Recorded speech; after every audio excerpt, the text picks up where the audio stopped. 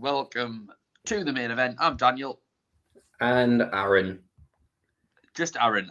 I'm Daniel and Aaron now, apparently. This is Aaron. Aaron. Yes. How you doing, mate? Yes, not bad, not bad. Had a weekend in London. Got to see Wembley. I was a week late. Yeah, you are. To be honest, I noticed. I was like, you've gone too late, mate. We've already been there and lost. Yeah, just the travel time, but no, it was good. It was good. That's literally where we stayed. Was the hotel at Premier Inn across from Wembley, so it was pretty cool to see Wembley, and then just had a good little tour around London over the weekend. But it was good. Yeah. You've also had some drama with your child and police in a bathroom. What was that story? Yeah, I saw that on Instagram. What happened there? So she learned how to use a lock. And she locked herself in the bathroom. Yeah, thankfully the bath wasn't running. I was at work. I was in the middle of a PT session, finishing up one, and I got the text. Steph kept calling me, and I was like, I'm finishing up. I'll be home as quickly as I can. And then I just got the text. Jency's locked herself in the bathroom. I literally just turned to the client and went, I've got to go. Bye. But the police got there first, thankfully, and kicked down the door, but managed to do it. They kicked down the door, but gently, to only break the lock, not the door, and make it so that the door didn't fall on. Yeah. So they've done this before. It's not their first rodeo. And then they arrested her. They have locked her in prison. I hope she's in prison. It's a terrible crime, Aaron. Steph actually did ask, "You're not going to take her away from me, are you?" I was like, bless her. Oh, man. Oh, I've got a few people in the comments already. Fuck off. Hi. Sorry if I'm coughing a lot, by the way. This is why we didn't do anything last week. I've had COVID, and it's still affecting my lungs. If I'm in any danger of laughing, I'm screwed. I do apologise. I appreciate it's not the greatest of content. But it's not the worst thing a content creator's done this week. So that's all good. We've obviously not got Nathan or Cameron, and they didn't want to pay to be on our show this week. So we're a bit skinned this week, Aaron. Thank you, Samir. That's really, really kind of you. Right. So let's roll on with it. We've been here for nearly 3 minutes. In answer to your question, other than the COVID thing, which has absolutely ruined me, I'm fine. In the words, I'm watching Friends for the first time. For those that don't know, for the first time, yeah. Where the hell have you been? I've just watched the episode where Joey speaks French, so I'm almost near the end. Have you seen the It's Fine episode? Have you just seen the It's Fine episode? Yeah, like literally just like last week. So when you posted it, I was like, "It's fine. It's fine. Fajitas." That's over with. Yeah, so I've had a great week. 100 club for me, 105 points. Captain Matoma. Tony gave us a bit of a red, a little bit of a drop, because although I own him, don't captain him. But it's been a great week for FPL. 105 points. And I think we're going to end the show there, Aaron. Just popping into our Stan's address so I can send some flowers. 32, Nick doesn't have a girlfriend street. No, I invited Nick on. Nick had a great week. Unfortunately, his girlfriend has given him the evil eye. So I thought we'd invite him on, but he just said, obviously, again, I said, it's for a small fee, Nick. And he said he politely declined, said he skipped. Absolutely love you too, Nick. Yeah, this week's been fun. The annoying thing is, I think I've actually had, if Haaland hadn't have been Haaland, his name is supposed to be pronounced Haaland, and it just never. Let's talk about 40 points of carry-on. I wish. With Haaland, we'll obviously get on to it when we need to. Just delaying the inevitable, aren't we? Yeah, but it's my score, if I'd not transferred him out this week, would have been high 120s. I think it was 124. I worked it out as, and he would have been my captain because yesterday I captained Mahrez, who didn't even start because the only two players I played yesterday were Onana in goal. I was like, he doesn't have a high ceiling, and I risked Mahrez off the bench. So to say that I would have had Haaland as captain is actually just no joke. But we'll move on to that. We'll do what we normally do. We'll start with last week's games. I can barely remember them. I was barely conscious for them. And then we'll obviously say who we had for each game, points, how they went, blah, blah. Aaron, you got the games up for last week? Yeah. So fantastic. It started off with the Tuesday games, which was Benfica winning 5-1. So we'll start there. I captained Grimaldo. Me too. For this first one. The players that I had was Vlachodimos, Grimaldo, Bar, and João Mario. Great effort. I had Vlachodimos, Grimaldo, and João Mario. I captained Grimaldo, who I did change. Just I thought, why not? For 7, I think he got 7 points. So just in terms of the first transfer for me that I made, or that I was thinking of making, was I wanted DeMarco out from Inter just because he was a rotation risk. Golson's got injured anyway, so that ended up not mattering. So my question was, do I bring in a Benfica defender, which would have been Bar, or a Napoli defender, which would have been Kim? And my reason for bringing in a Napoli defender, which worked fine, I think Kim got 8 points or something anyway, was in the next round, do I want triple, if I include the goalkeeper, triple Benfica defence? Or would I prefer double Benfica defence and a double Napoli defence? And I thought that was a better split moving forward. I don't know how many points did Bar get? 7. So Kim, I think Kim got more anyway. So I think that turned out to be great for me. Yeah. And then because obviously Benfica conceded at the end, it killed the Vlachodimos, Grimaldo. Great goal, though. Yes. I don't remember it. People that had Otamendi, sorry, my apologies. He got subbed off, didn't he? So Otamendi and Bar got subbed off. So they kept the clean sheets. But like I say, it wasn't the worst in the world. Grimaldo didn't get 7 points, did he? Got 5, I think. Yeah, correct.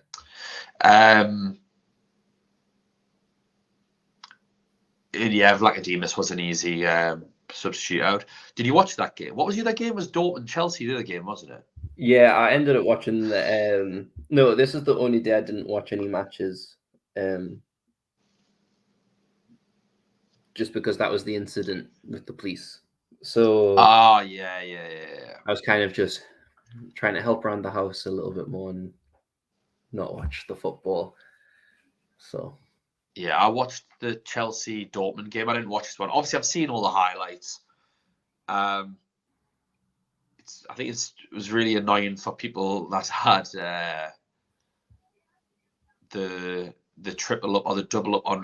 To be fair, I think if you had a triple up on Benfica defence and it wasn't Silva, Grimaldo, and the keeper, you still probably won, because I think if you had Bar and Otamendi, you've obviously getting your points. João Mario, it scores. But I think the Gonçalo Ramos owners were big winners. I feel like, as far as Twitter goes, the decision was, do you keep Haaland? And if you change him, do you change him to Gonçalo Ramos or Mbappe? And there are just 3 wildly different scores. I know that we hear the term variance a lot, and usually the term annoys us because I'm like, well, yeah, of course, the game is about variance, and people are talking about, like, I don't know, 10-point swings on variance. It's like, no, it's just you're playing a game like this. Everything is variance. But the difference between Haaland and Mbappe is just like something insane. Even the difference between Haaland and Ramos and Mbappe is just crazy. It's like each one's doubling each other. So I hope people are on the right side of that. Like I said, I didn't really watch the game, so I've got nothing too much to say about it other than Benfica are looking really strong. I'm glad I don't have triple defence because I don't think they're keeping too many more clean sheets, regardless of who they get. If they get Chelsea, I'd back them to keep a clean sheet. I don't think there's an Inter Milan maybe as well. I think it's getting Inter. So basically, Benfica, we kind of want to get Inter Milan or Chelsea because I think they've got a good chance. AC Milan as well because they weren't able to score one goal against Tottenham. Yes, true, very true. Yeah, so I'd include AC Milan in that as well. They're the teams that you sort of want to draw against. I think Benfica can go through against anyone because they're well organised. Obviously, they've drawn twice with Paris Saint-Germain. I do think that they'd obviously be underdogs if they were to face City, Bayern Munich, Napoli, even Real Madrid, these sorts of teams. Obviously, they're going to be the underdog. With the others, I think it's a good chance of clean sheet. So it all obviously depends on the draw. But I'm happy that I don't have a triple up. If they got Inter Milan, maybe AC Milan, maybe Chelsea, but definitely it's got Inter Milan. I think I would still go and actually buy another Benfica defender. I've got a couple of Dortmund lads to get rid of. Spoiler. Into the Dortmund Chelsea game.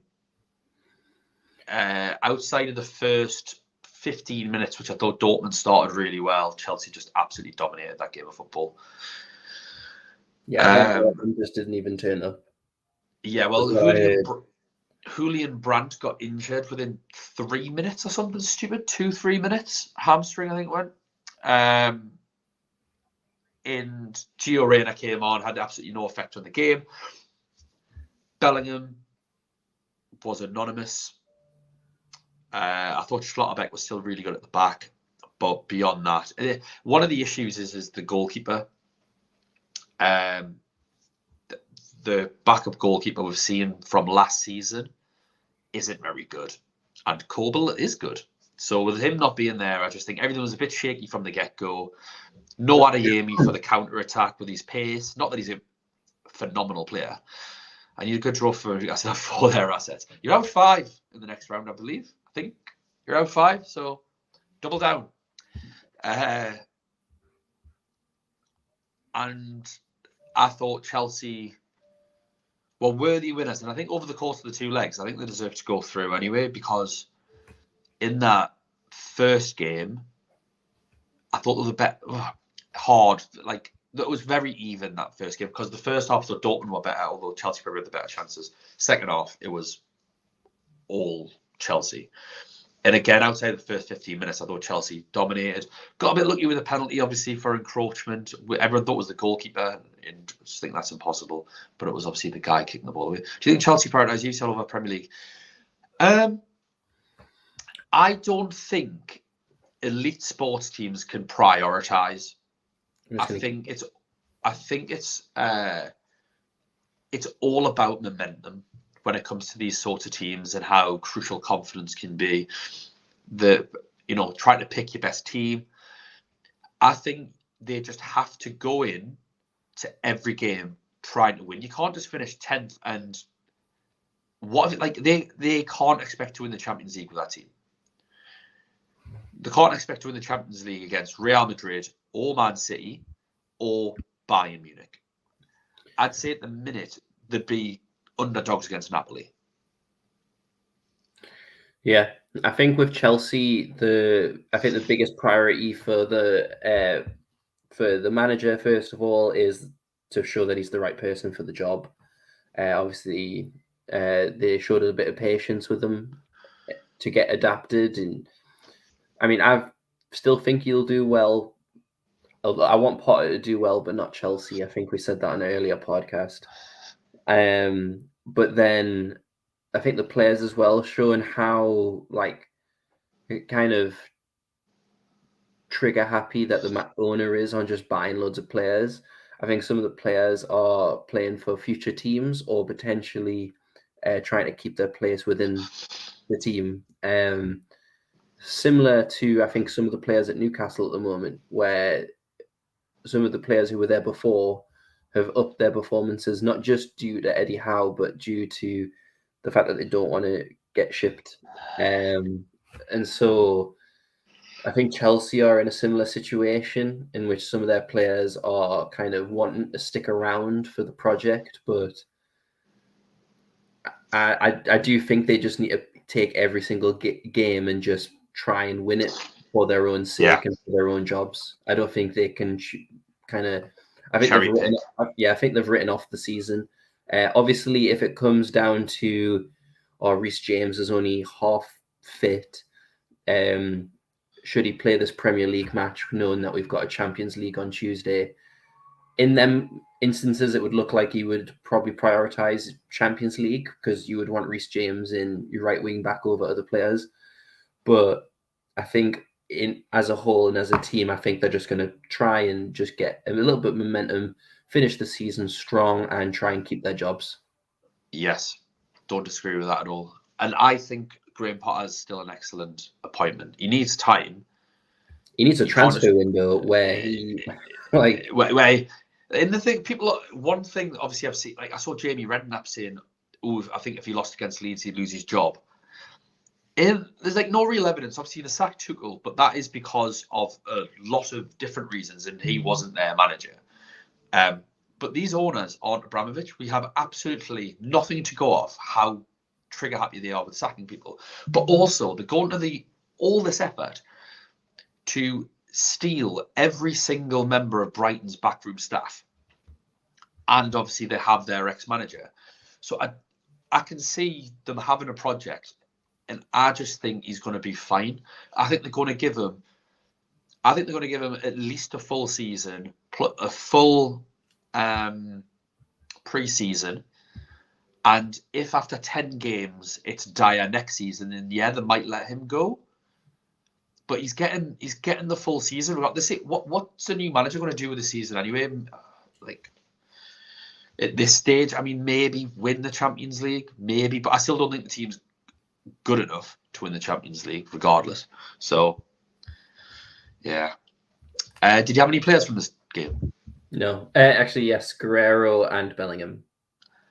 I sold Bellingham for Vinicius Jr., which was a good transfer in the end. And I had Schlotterbeck and Guerrero. So they're out. They're two of my players that are out. So they need to go. But you know what? I haven't even worked out how many players I've had knocked out. Is it just them two? Them two and Mbappe. I think it's just them two and Mbappe, but I probably need to get rid of Mahrez as well anyway, because I can't be arsed with Pep Guardiola. Prick. Yes, he's a prick. So yeah, anyway, both my Dortmund players are sat on my bench anyway, they got taken out. Fucking hate them. Right, what were the Wednesday games? So we start off with the boring 0-0 Tottenham AC Milan. I didn't watch it. Did you watch it? Yeah, this is the match that I watched. Go on, tell us all about it, Aaron. Bore us to death. AC Milan were the better team in the first half. Bias, you're full of bias. They had a few good chances. Romero's red card kind of just, yeah, they did all sorts of like crazy transfers and substitutions. Sorry, and AC Milan just shut up shop and was just like, cool, that's it, sorted. Yeah. Yeah, they did a good job in the end. I think the Leao had a few good chances. Hernandez, obviously Theo was great. I really like them in the new system that they're kind of playing, where he's a wing back, because it's a really interesting debate now with like who's the best left wing back, left back. And for me, at the moment, I would say it's between Theo and Chilwell. I don't know if you'd. I've disagree with that. I've said before, I think literally a couple of weeks ago, in my opinion, Ben Chilwell is the best left-sided defensive player in the world. In my opinion, it's just my opinion. You can slag us off in the comments as much as you want. I certainly think he's the best left back in the league, whether he's playing left back or left wing back, because I think he's just as good as attacking as Theo. I think they are exactly the same in quality attacking, exactly the same. But I think Ben Chilwell's a better defender than Theo Hernandez. I actually don't really rate Theo Hernandez as a defender. Like I wouldn't play him as left. I'd play Ben Chilwell as left wing back and left back. I would only play Theo Hernandez as a left wing back or left winger. He plays there most of the time. But I wouldn't play like. I don't think Theo Hernandez was like very good against England, for example, for France. When he plays against good players at left back, I think you can target him. Yeah, he's a French Trent. I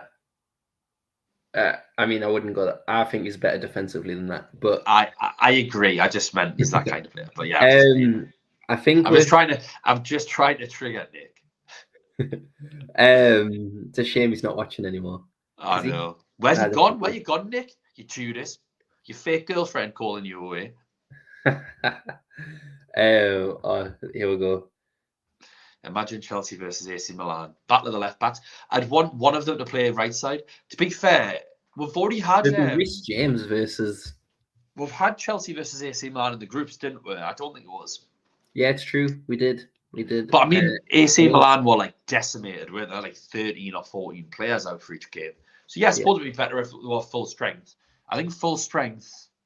That'd be a good game. And then in terms of that, like Tottenham came close a few times. Son just kind of doesn't seem himself. Harry, which he probably should have scored in the first half, and but I think just after that red card, which was just pretty stupid to be honest. I think that's the risk reward that you get with Romero. That aggressiveness that you don't really get in defenders. The important thing anyway, Aaron, is that Harry Kane got 13 points in FPL this week. Yeah, that's the important thing here to consider. And only two in this game. Yes, exactly. Mbappe was a huge disappointment. Kane too. They were my two forwards alongside Haaland. But my heart bleeds for you, Samir, having Haaland. I hope you captained him though. I do. Like that's the thing. It's wound me up because I've sold him, which we'll get on to. But I know how it feels to have a player like that as captain. Like, obviously, he's outperformed Ilicic 48, but that is because of the Player of the Match award. So you wouldn't have, if it wasn't for that, got him, obviously, if you've captained him, 6 points. So you would have been on 44, quick maths. 54. He's on 50 points now, isn't he? Oh, I thought you meant Ilicic, sorry. If you added the Player of the Match to Ilicic. You can also do that. Yeah, Ilicic would have 54 if the Player of the Match thing was still. I assume he would have got Player of the Match for getting 4 goals and winning 2 penalties, as a midfielder. So I know how it feels to have a player like that, especially as captain. So it's mint that so many people have had that feeling. So it's not like one of those where it's I wish people didn't have Haaland and all that sort of stuff. Because that's actually like amazing to have a captain or whatever score 5 goals. I'm just frustrated with myself. The other game that night, Bayern Munich winning 2-0 against Paris Saint-Germain. I watched this game and I cannot remember. Triple Morton scored the first. Yep, and Gnabry scored the second. Oh, I remember that. Paris Saint-Germain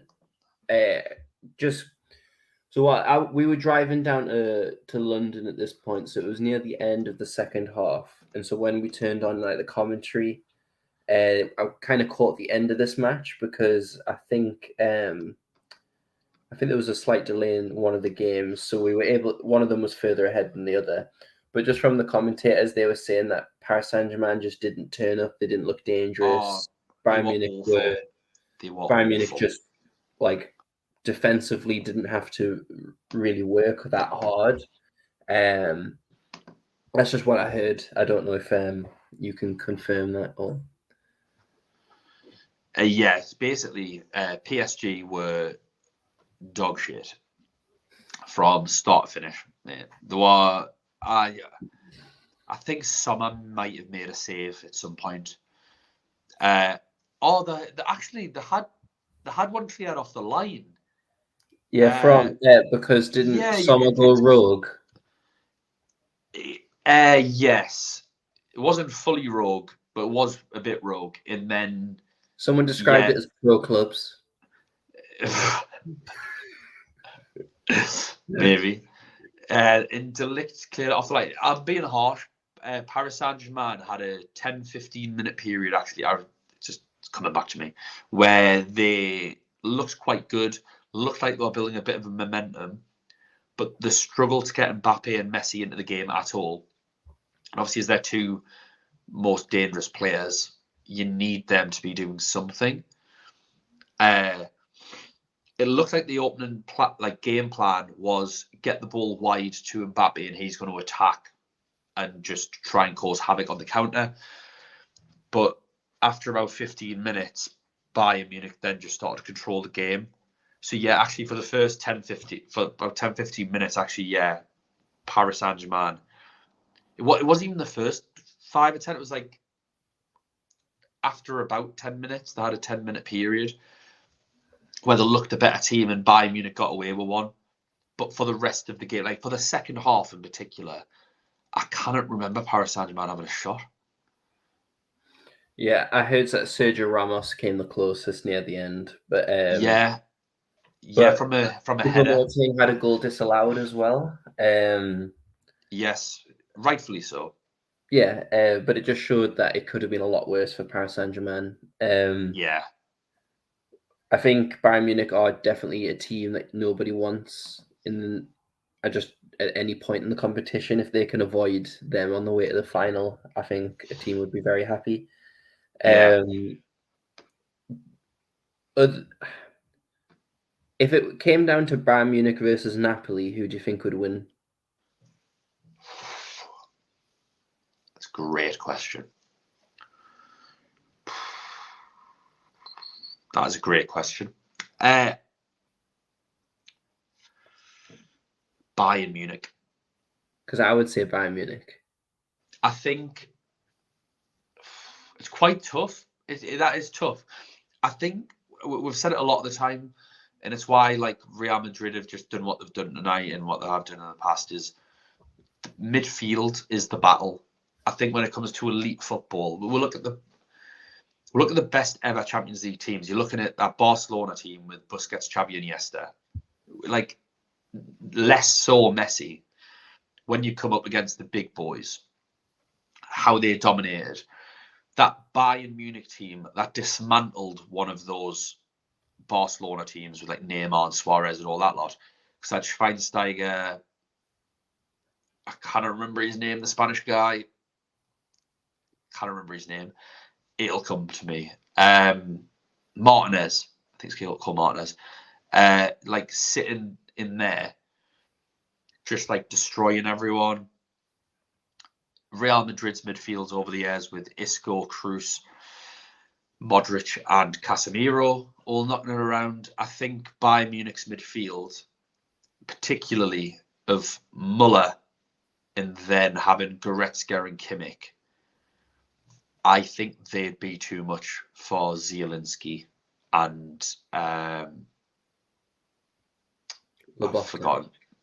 Lobotka. Is it Lobotka, is it? Who's the other one? Anguissa. That's who I was trying to think of. Sorry, I'm very tired. The latest I've stayed up in ages because I'm being ill.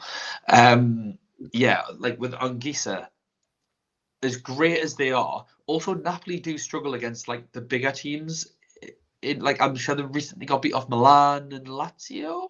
Inter Milan, not AC.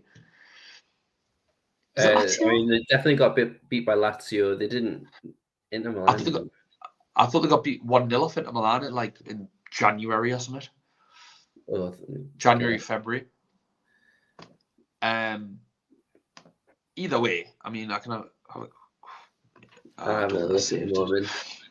But yeah, I'm sure they got beat 1-0. 4th of January. Inter beat them 1-0. Yeah. So I think against those better teams, Napoli will struggle a bit. I think they remind me of like that Newcastle team in the 90s, where like the entertainers, where you could beat anyone but invariably lose to the good teams, probably. So they're so far ahead of the league because they are consistent against all the teams in the league, but what they can afford to lose against the big ones. Even if you look in the group stage, obviously they destroyed Liverpool in that first game, but they got beat off them in the last game. And I know that they rotated a bit, and they didn't. I don't know if they had Osimhen up front at the time. They might have had Raspadori and Simeone, but still, I think against the big teams, I do think they'd get overpowered in midfield, which would be the issue. But I don't it's not going to be an embarrassing scoreline. I think it'd be a really tough game for Bayern Munich. I could see them winning 1-0 or 2-1. It's not going to be 3s and 4s. I think Napoli would do better than PSG did. I think Napoli would score. It would be a great watch, though. I would love to watch that. I think it'd be an unbelievable game. We can only hope. But in terms of that, obviously, I transferred in Mbappe. And so I was kind of thinking, who do I transfer out? Haaland, Osimhen, or Benzema? And I mean, all of them ended up scoring. But one of them more than others. But what made me decide to transfer out Benzema was the captaincy on each day. I wish you'd told me this. I mean, we were ill. We weren't able to podcast. You're right. So that's what it was. So I went through each day on who I was going to captain. And I was like, if it gets down to the last day, I am probably going to captain a Napoli player over Real Madrid. And so that made me transfer out Benzema for Mbappe, even though Real Madrid were already through. And so I kept Osimhen and Haaland, thankfully. So it was really close to transferring out Haaland, because I remember on the live stream I said I was going to do that. So did you captain Haaland, did you? Yes. Wow. But when it came down to it, that was it. So when I was like day 3, who am I going to captain? It was Haaland. So I was like, right, Haaland staying in the team. Day 4, because my last match day, none of my captains did anything. And then I was like, right, I'll probably end up captaining Osimhen at this point, because Kvaratskhelia let me down in the last match day. So I had it lined up, and I was like, right, I just need a captain for match day 2, which is why I brought in Mbappe, because I didn't have anybody really on that second day other than Perisic, because I couldn't get him out. I was like, I'm not taking a -4 for Perisic. Yeah. To be fair, though, he would have got a clean sheet if Conte didn't early sub him. So yeah, that was frustrating. So I almost got away with one there, but yeah, Mbappe made it in when the better move would have been. Obviously, that's just me being greedy at this point, but Benzema obviously scoring tonight. I don't know who got the player of the match from that game. Benzema. So that sucks. But you've got a Haaland captaincy, so piss off. Yeah, exactly. That's like I said. That's literally just me being greedy and kind of nitpicking at that team. Whereas I needed those 9 Benzema points. I was begging for those 9 Benzema points. Not that I captained them, obviously. On to last night's game. We'll start with Inter Porto. I didn't watch it. I know Petty got sent off. I couldn't care less. I don't want any Inter players in the next round. I think they're getting knocked out regardless of who they play. They've got Shelley. They're the weakest team left in. Yeah, I would say so. They are the hardest. They are very hard to beat at the moment, though. Quite a lot of clean sheets in a row. Well, not in a row, but like kind of quite a lot of clean sheets over like the last few period months. of time. Yeah. Yeah. So they've had players coming back. Like, obviously they're sick of Lukaku now. So Dzeko and Martinez seems to be the combo, which I think we'd agree with at this point. Yeah. But yeah, I would probably say that they are the weakest team. I've got Onana, so he was. I subbed him in for 7 points, so I don't mind keeping him. It all depends on obviously the draw, because you don't want Onana and Vlachodimos, for me personally, to be on the same side of the draw. I'll have to make a change if that's the case. It'll be on whoever's got the easiest run. Like if Inter have got, I don't know, like Chelsea, AC Milan, Benfica, maybe you could keep Onana. But I suppose if you've got Benfica, then you keep Vlachodimos anyway. We need to talk about DiMarco. It was a great block to stop Porto from scoring. So he did help us with Onana points. Yes. How many points did DiMarco get? Did he get his 6 points? Cheap points to 6, I think. I mean, I wasn't like after he got early subbed with Gerson's playing so well in the league, it wasn't worth the risk with him playing on the second week. So yeah. Like my transfer out was DiMarco 2 bar. So I got an extra point, I think. So I'm happy with that. Decent. Any more to say on this steaming pile of boring shite? No. Great. Moving on then, another showpiece. 7-1. Was it 7-1? 7-0? 7-0. 7-0. Sorry. I'm just desperate for people to lose those Ake points. Or was it Akanji? Bloody 2 assists or something I think he got. Right. Let's talk through this. The first 3 goals are all bullshit. The first one is just never a pen. That's ever. Not a penalty. I think the reason that they thought that was a penalty is because they played it in reverse. So it looked like the ball bounced off his arm up to his head. In the Haaland. Yeah. Because they kept playing it from reverse. And I was like, we'll play it the proper way. Yeah. Like that it didn't even yeah. Well, the fact that they sent the referee to the monitor tonight for that Liverpool potential penalty was a joke, off his thigh and onto his arm. Yeah. And you know the worst thing Edison.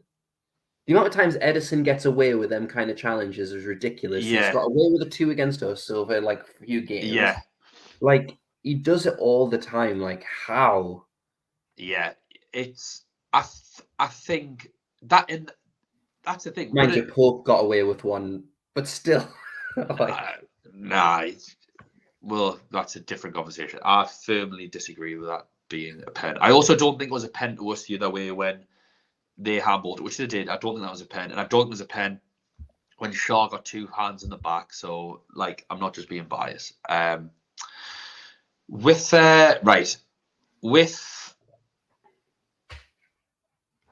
the first goal. So this is what's so important, is that it shouldn't have been a penalty. He's not looking at the ball. The distance away from his arm from the ball is about 30 centimeters, and it is a natural position because he's jumped. No one jumps with their arm by the side. We've established this. So he's jumped. He's looking that way, and someone's headed the ball off his arm here. It's not even like it's his hand. It's his arm. It's the tiniest of touches. It's not. It's just not a pen. And then obviously, Man City have gotten away with absolute murder at the other end, and that totally changes the game entirely. Throw them right back to when they jump. Wouldn't that cause? Yes, probably sleek. I wouldn't take a word that commentators say that awful. But Peter Walton, the snivelling little bastard, he waits. He doesn't give his opinion. Yeah, he doesn't give during it the until... incident. He's getting called towards the monitor. Let's see what Peter Walton's got to say. So he knows he can just edge his bets that 95% of the time that the referee is going to agree with whoever's on the monitor to go, well, I think it's a penalty. It's fucking not a penalty, Peter. You snivel little arsehole. I just get him off my telly. Get him off my telly. I can't stand him. Anyway, don't want to get into that.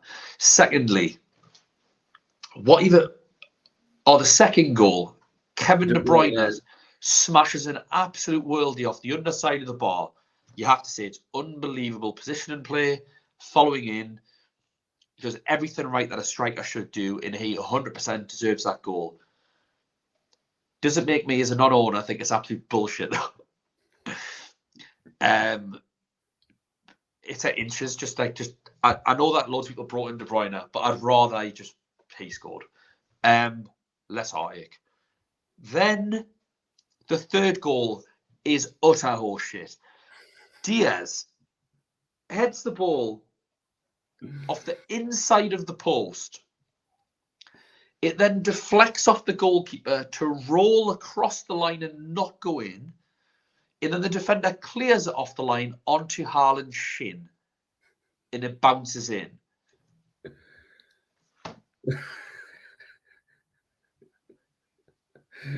What the fuck? If I still owned him, that wouldn't happen.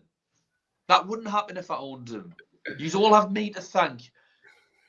You ungrateful little bastards, a lot of yous. Yeah, that is just like, how is that not gone in? And again, you're absolutely right. Like, Haaland did everything right. He followed in the ball. He pressed the defender close out. He deserves the goal. Like, to teach, like, it's exactly what you want to teach kids. To just gamble on opportunities. I was pulling my hair out. That Newcastle Wolves game when the keeper drops the ball and no one gambles on it.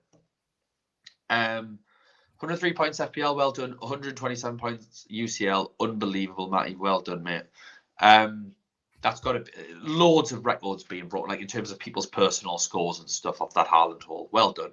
You just deserve it. And yeah, Haaland deserves them goals, but there's still an unbelievably unrealistic amount of luck that's gone into him ever being in a position to score. Gundogan worldie. Great goal, that one. Oh, that one's so nice. Yeah, Haaland can't score those. The fourth, Haaland has a shot, bounces back, scores. Fine, whatever, is what it is. The fifth, keeper saves it. He's just stood there. He's just stood, and the keeper has saved it in like a magnet. It's when, and that wasn't great position and play. That was just, and then he's put his foot through it. And that was when I considered suicide, Aaron. No, it's not really. It's just a game, guys. It's just a game. It was just unbelievable. And then, but Kevin De Bruyne's goal to make it 7 was just something else. And I thought, why couldn't that have been the first one? From the underside of the bar, put Lunatic's comment back on. Sorry, I didn't read it. I was too busy wallowing. Haaland, besides his main performance, he was a bit lucky. Yes, I agree. He got lucky. I do believe that sometimes strikers create their own luck. Like, that is undeniable. His work to follow in from people's shots, to be the one to react, to get himself in that position, is such an underrated quality in a striker, and you cannot take that away from Haaland at all. It's just from a points perspective, it's just fucking so lucky. Yeah, it's anyway. So yeah, for those that don't know, I sold Haaland and I brought in Mbappe. So that was a 40. It was my captaincy for the day. So we've not talked about anything else. Was Mahrez. So I had 3 players playing. I had Onana for his 7 points. I had Mahrez for his 4. Sorry, that was it. I had 2 players playing. And I decided to gamble on Mahrez, who didn't even start. out of just thinking, oh, he might come on for half an hour and get a goal and an assist or something like that.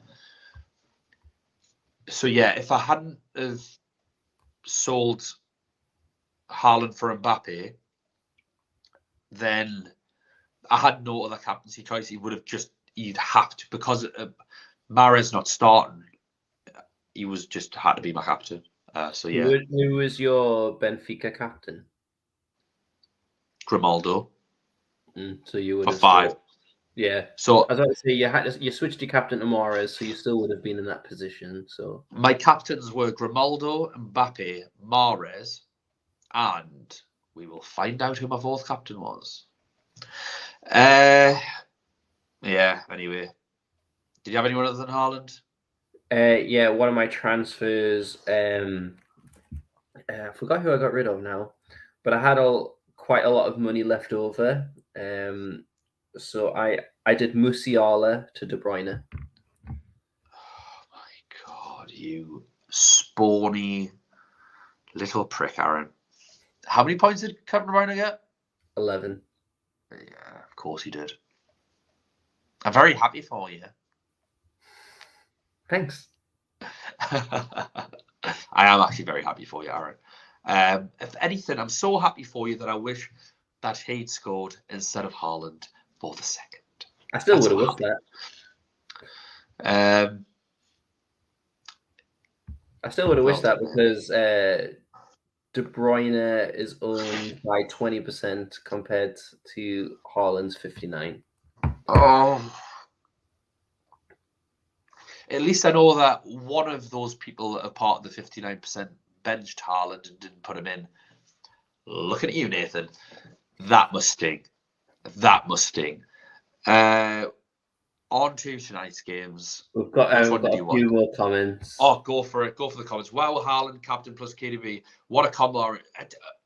Don't encourage him, Samir. Can't get his head any bigger. That's round it is already. I clicked the wrong lunatic comment. He's got a high level of anticipation. That's a skill, but you need some luck. Also, absolutely right. And then this is a prediction for your captain.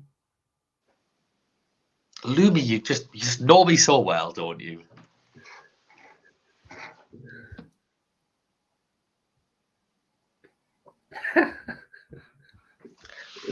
I don't know if anyone's seen it, but there's an amazing YouTube video about a kid that overreacts when his parents delete his World of Warcraft account, and he ends up stripping under a bed sheet and sticks a remote up his arse. It's like, I hate my life. Then he isn't internally the where he walks in the cupboard and just walks out. Yeah, walks back out. Internally, I am that person. I hate my life. Shut up. If you haven't seen it, please YouTube it. Kid has meltdown over World of Warcraft account. One of the absolute goats. There's that, and the kid that loses his shit over Modern Warfare 2. It's just not my game. It's just punching the wall. Look at that. Great YouTube. Get yourself down a hole after this. Kvara, I flipped a coin between Kvara and Osimhen, and I was lucky. I wasn't. Well done. Everyone's so lucky. Next, Aaron. Yes. I will on to tonight. Di Lorenzo is your 4th. I'm not sure what that was. No, I wish. No, I know that I'm trying to style myself on Di Lorenzo's look at the minute. But no. I wish it was Di Lorenzo. Would have been a smarter pick. Di Lorenzo or Osimhen. I don't know who got player of the match for that game. Osimhen. You know what the annoying thing is, Aaron? If I had Haaland, I'd have 127, 128 points this week if Osimhen got player of the match. And I've actually still got a really good score, I think, as far as points go. But not having Haaland makes it a terrible week. My picks over the round of 16, every single player's got his points. Yeah. And it's just fucking one player turns up and bangs in 5. And every man in these dogs captained him. And I remember it all. Even though It's they're not even like I didn't selling him in captain him. FPL, they'll captain him in this game, but then sell him in FPL. I hate my life. I'm going to run away and never come back. I was so pissed off when Zielinski got the penalty. Yeah, you're not wrong, mate. The thing is, though, if Kvaradona took it, he'd probably friggin' miss it. So he saved him from himself. But I got a 0 point off on my captain. Save, I was so shook maybe because he won it. Yeah. But also, Zielinski was the penalty taker. During the group stages, he was the penalty taker. And then it went to someone else, and then it went to Kvaradona, and now it seems to have come full circle. I don't know. Maybe Zielinski's now everyone's second Napoli pick in midfield, perhaps. But did you watch any of the games tonight? Yes, I watched the Napoli game. Oh, that's good. I watched the Real Madrid-Liverpool game. So again, I picked the wrong game to watch, as ever. Let's talk about the Napoli game first, and that's where all the action was. Yeah, so Osimhen scored right at the end of the half. Great header. Politano assist. And then I missed the third goal, but because we ended up watching Last of Us before this. But the second goal, again, just absolutely solid. Di Lorenzo assist, so that's fantastic as well. For this game, I only had the 3 Napoli players, so Osimhen, Kvaratskhelia, and Di Lorenzo. So, I mean, the player of the match points still need to be added, but that's a solid outing. I think 26 points between the 3. What was the game like? I did Napoli just professional. Like Frankfurt kind of panicked whenever they did have a chance. Like there was a chance at the start when Goetze was like 1-on-1 right with the keeper. It was Goetze and Kamada, the 2 players that you're like, yes. But Goetze almost like stopped running, almost like as if a controller died and your player just stops. And so the goalkeeper was able to just pick it up really. And that should have been a goal for Frankfurt. I think it was about like 10 minutes in. And so, yeah. Other than that, Napoli got the job done. Kvaratskhelia had a few good opportunities, but he almost held on to the ball too long. Yeah. I don't know if obviously with him being so young, I don't know if the kind of goal against Atalanta, he wants to do that again because it's so good. Yeah. But I mean, is Kvaratskhelia sell now? No, I don't think he is. It's definitely not his price. You have him and João Mario in midfield. I suppose it depends on the running, but for his price, I just don't see why you'd want to let him go. Why not let Osimhen get the hat-trick? Fuck yeah, send a message. You got Haaland, we got Osimhen, but no social skills of Napoli. Yeah, I mean, I would have liked it. I still didn't captain him, but yeah, so it would have been nice for them to have done that. I think they should have let him get the hat-trick, personally.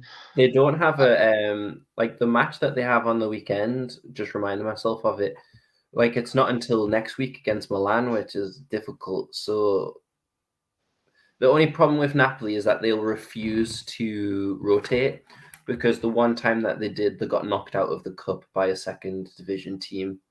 So Spalletti's like, yeah, we're not rotating. So they're literally playing the strongest 11 for every single game, even though I think they could lose like 7 of the next 12 games and still win the league.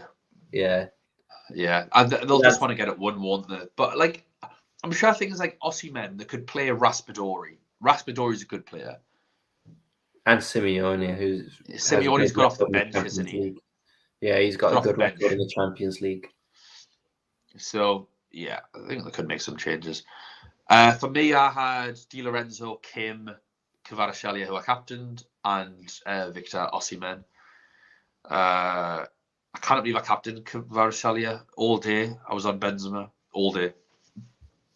And it was 3 minutes beforehand, I was like, I'll go Kvaratskhelia.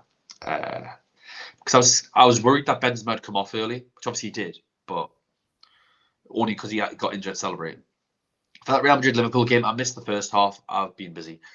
Watched the second half. It seemed pretty even. It looked like neither team really wanted to be there. Fairly boring game, like, to a degree. I think Real Madrid created the better chances. He's a bold prick. Okay, he's a bold prick. Kavar played so left out. He was. But yeah, from what I saw, I honestly wasn't paying that much attention. One of the luckiest goals you ever likely see for Karim Benzema. The ball from Modric to him was unbelievable. But then obviously Van Dijk makes the tackle. Vinny Jr. falls over and then shins it at Benzema. Benzema taps it in and injures himself wheeling away in celebration. Just sort of sums up the game. I was 1K in the world before this game. We took out Haaland for Mbappe. Oh my God, Matty. Wait, Matty, didn't you get like loads of points? I think you got loads of points, Matty. I think it's the first time Matty goes to the quarters. Yeah, I don't feel like we said that they weren't going to rotate. They're going to play their starting 11 every single match. Yeah, I agree. I don't know if you saw the penalty incident in the game, but the ref got referred to the monitor because the ball hit Simicast's thigh and then bounced onto his arm. And thankfully, the ref went, "No, that's not a penalty," which like justice was done. I don't know what VAR's doing. Like, it's just becoming I was always a big advocate of VAR, but it's just getting misused at the minute. Like, they just haven't got a fucking clue what they're doing with it, and it's starting to wind everyone up. I think they just don't help themselves. The level of officiating's just really poor anyway. But I just don't understand how VAR is this bad. Like, how they can't just read what fans want. It's unbelievable. But c'est la vie. Who do you have from this game? Just Vinicius. So I had Vinny 6 points, and I had Benzi for 9. Didn't have any Liverpool players. The one good thing that I'd said was to sell them. So obviously Real Madrid go through at an absolute canter in the end. Let's talk about the points. I'm gonna have to guess mine, but I think I have 82. Which again, like, whatever, I'm around that number anyway. I'm sure I had 76, and I've got 3 points off Benzi and 3 points off Victor Osimhen. So if Haaland doesn't go off, I think I've had a better game week than most players in the game, and I think I'm getting a green arrow. But he has gone off, and I think before tonight's games, so obviously I've done well tonight, but before tonight's games, I dropped 21,000 places. I imagine I've gained some of those back tonight, but I still think as a total guess, I think I got an overall loss of 16,000 places, I think. That's my guess. What do you do? What do you do? For me, I think I'm on 125. What a score. Highest ever score? Yeah, I think so. It definitely is for this season.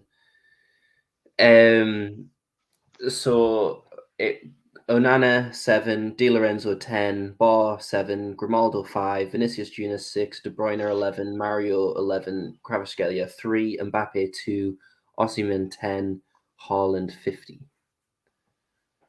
So, yeah, obviously really happy with that. I don't know what the ranks are at the moment, but I went from 11,000 to 4,446.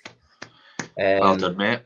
147 in England and 45th in Milan. Well done, mate. Congratulations. I'm happy for you. It'd be interesting to see what because I was on 93 before today, and now I'm up to 125. So it'll be interesting to see what them points tonight have also done to my rank. Yeah. Um, I'm just grateful that like all the other picks have like, particularly last week as well, have just done something. Like Osimhen, both games. Benzema, both games. Haaland, one game. Kvaratskhelia has obviously been disappointing in both games, but he still got returns in both games. Oh no, he didn't. Sorry, obviously not tonight. He got return. He still got a return in the first game. Obviously missed the pen. But then, like the João Marios, the Napoli defenders, the Benfica defenders, like they've all got something. Even that was a Osman miscalculation. should be 30. Yeah, so he was it. Well, what did you get? You got two. Yeah, you got 13 points, didn't he? You got 2 goals, player of the match, and then he's 2 points for playing. Even if I just captained him over Kvaratskhelia, like that's still a extra 10 points, which would just massively help on the destruction from Haaland. I needed my captain to go wild tonight, and he blanked. So yeah. I think the only thing I'm not happy about with my team at the moment, and I guess this will kind of round up the podcast, is players who are eliminated. I do not have a wild card or limitless. Yeah. Bellingham, Guerrero, Perisic, Mbappe. So I've got You've got 4, 5 transfers. Yeah, but I also have 3 Benfica defenders. So I have the goalkeeper and the 2 defenders. So that's your 5th transfer. Yeah, but that if I don't like the look of the draw, I am like tied into them players being out. Like, Yeah. so that's the only thing I'm not 100% happy with. But this is the best rank that I've had at this point. And normally, how it's went the past few seasons is by the group stage, I am just clinging on for dear life. And then normally through the knockouts, I'll like climb quite quickly. But I don't know if that is because of my wild card or what, but normally this is kind of my strongest point of the tournament. So I'm just hoping that having to take these out, I hope that doesn't ruin it too much. But either way, I think I'm feeling quite good about my rank, obviously. Be interesting to see what it's like tomorrow. Obviously, we've got the draw on Friday, which I'm sure we'll put something out on Twitter about our reaction to that and what the route of the final looks like. But yeah, I just don't like having to be tied into them because I wasn't expecting Chelsea to just dominate Dortmund as much as they did. Yeah. Perisic I knew was always going to be out. I was even debating that -4. But I think the reason why I didn't is that I didn't have a strong enough replacement for him. Because I was actually looking at Chilwell or Reece James. Chilwell got 5, Reece James got 8. But it's still out. I don't think it wasn't enough for me for that -4. Yeah. So that's the reason why Perisic is still there, because I was just sick of DeMarco. I wanted him out. So that's why he made way. When I guess in hindsight, it probably should have been Perisic to bar and then DeMarco staying in. But yeah, I wanted to at least Perisic. I thought Perisic would still be on set pieces and kind of the rationale on why I brought him in the first place would somewhat come into fruition. Yeah. Tottenham was so bad. Yeah. So bad. But I think you've obviously, like you said, it's the best that you've been in this position ever. And I think like you've always got good game plans moving through. So even though it's not ideal for not setting things up, I think you can. I think the players that you've got, like your Haalands, your De Bruyne's, I don't think it matters who they've got. I think they can Man do City, I well. think, are still the favourites for the tournament. I think, especially on. I think personally, Real Madrid are. Yeah, no, like in terms of bookies' favourites as well. So Okay, yeah, it's fair. So a lot of people will have them in, and so you probably have to keep them in to save a little bit of rank. They are Whereas more. I'm getting rid of Mahrez. Like I'm sick. I'd rather have Kevin De Bruyne and just be done with it. If I've got to go for a Man City midfielder, I am sick of Pep Guardiola. I was Obviously, nervous De Bruyne might not have even played with how Pep was talking about him in the pre-match conference. Honestly, but to be fair, my first thing is I've just got to go and Mbappe to Haaland, haven't I? How many players we'll have you just got eliminated? Just the two? 3. Mbappe and the 2 Dortmund defenders. So I've got a bit of wiggle room to maximise the draw, to be honest. If Benfica have got... it's hard. Like, who do you want Benfica to have to get Gonçalo Ramos in? Probably. Like, no one's... I wouldn't even say Inter, because Inter are quite good defensively. Yeah, so I just think that ship sailed. I think... Is it in this round where you can't draw someone from the same country, and that's the only stipulation? I thought you can draw someone from the same country now. I think it's just a free-for-all at this stage. Okay. Is it not? I could be wrong. Don't take it as possible. I think I know that the first kind of the round of 16 is you can't have someone that was in the same group as you. Yeah. And you can't have someone from the same country. So I don't know if this one's just the same country. I don't know if anyone else can put in the comments or anything like that. It might just be a free-for-all. But yeah, it would just be a free-for-all, because wasn't it at this stage when like Tottenham knocked out Man City? That was semis, I think. No, because then it was Ajax. No, it was Ajax, wasn't it? Yeah, you're right, yeah. Okay, so it can be anyone. So yeah. I guess you probably want you probably want Napoli to get one of the other Italian teams. Do you reckon? Or do you? Not Chelsea? I don't know. Napoli could beat a ton of people. Yeah, Napoli are one of them teams. I'm like, I think against Bayern, Real, I think the midfield would struggle. I think they could beat Man City, because again, I don't think Man City's midfield is overly dominant at times. Especially away in Naples, I think that would be a horrible fixture for Man City. It'd be all about, like the home advantage for both of those games. So I think the order in which you have the legs is massive as well. Like, for example, if you get Real Madrid, you probably want to go to the Bernabeu first, rather than them taking you to their. It's probably the same with most teams, where even though I don't think most places are a massive fortress like the Bernabeu and stuff like that. Like I probably, I don't know, Stamford Bridge and stuff just doesn't fill me with like. Yeah, I know what you mean, like dread and fear, but the Bernabeu, you don't want to be playing Real Madrid in extra time in the Bernabeu, because Benzema will score or Modric will score. Like, it's just a horrible place. Yeah, it's almost like the script gets written. Yeah.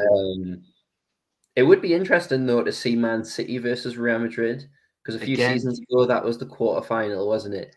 Last season it was the semis. Oh yeah, it was last season as well, because it was the same in COVID. So this would be 3 years in a row if they get it this time. Yeah. I don't know. It's too much to think about it this late in the Yeah, it's well past my bedtime, Aaron. Let's wrap it up. Yeah. I all of his stipulation, and the draw is literally 2 days away. So yeah. thanks everyone for hanging around with us for an hour and 10 minutes. I don't know what you possibly think, and get a life. Aaron, thanks so much for jumping on. We are the main event. You can get us on YouTube, as you see us here.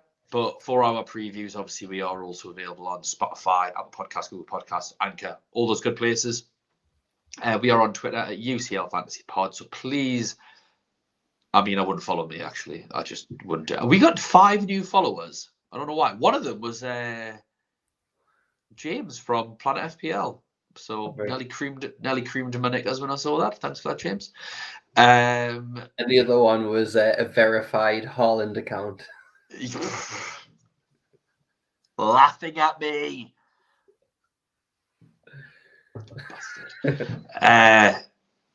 On that note, thanks so much for watching, everyone. Take care. Everyone that captained Haaland, well done. Bye now.